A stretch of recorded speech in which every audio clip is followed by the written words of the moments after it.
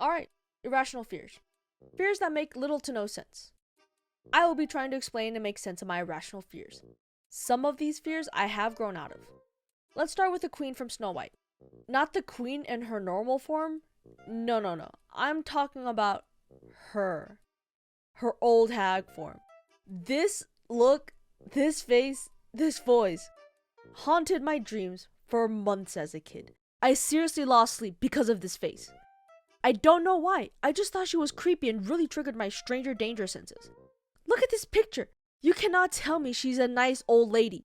I also think her death was also very graphic for a children's movie. Also, spoilers, she dies if you haven't watched the movie. Even now, when I see her face, my body is going into shock as I fight back my demons. I legitimately hated looking up a photo of her to use. She honestly scarred me. Next is any sort of loud noises.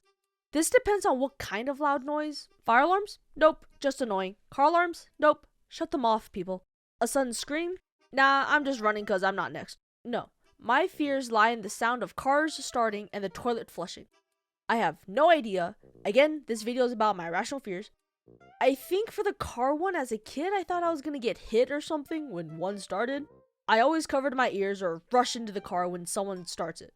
Maybe I thought I would get left behind or something. Toilet flushes are just way too loud for what they're supposed to do. Why does it need to sound like a monster screaming when you flush? I mean, I guess it depends on what you did in there. I always hated the sound of the toilet flushing.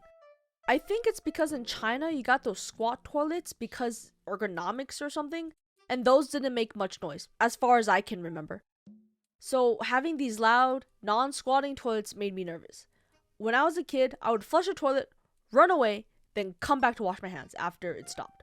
If there were other people, I would kind of skip out of the stall, then act like nothing happened. Now, if I couldn't leave the bathroom, for whatever reason, I would suffer through it and make a face when it flushes as I wash my hands. Also, I would have the bathroom door open because, again, I needed an escape route just in case the toilet decides to come alive and eat me. I grew out of this, of course. Maybe it's revenge for destroying that airplane bathroom that I got this fear. My next fear sort of makes sense. Spiders. I don't like spiders, or any bugs for that matter. I will kill them on sight. Except those from Australia. I feel those things could beat me up and take my lunch money. Anyways, what I fear is the fact that I lose sight of them. If I can't kill them and they suddenly disappear, I become paranoid. I start looking around every other second. If I see it on my bed, then best believe I will just accept my fate. I need to sleep at some point, and whether I share my bed with a spider or not depends on it. I think it's the fear that it'll come back and kill me or do something in my sleep since I wouldn't be able to fight back. I don't know. Did you know that bugs are apparently an irrational fear? At least that's what WebMD says. Which I can understand. I mean, when I was a kid, a ginormous fly got into my bedroom somehow. And I refused to go in there until my parents killed it. I was so scared of it. It was so huge. It was like the size of a horsefly, but I don't think it was a horsefly. It was just gross.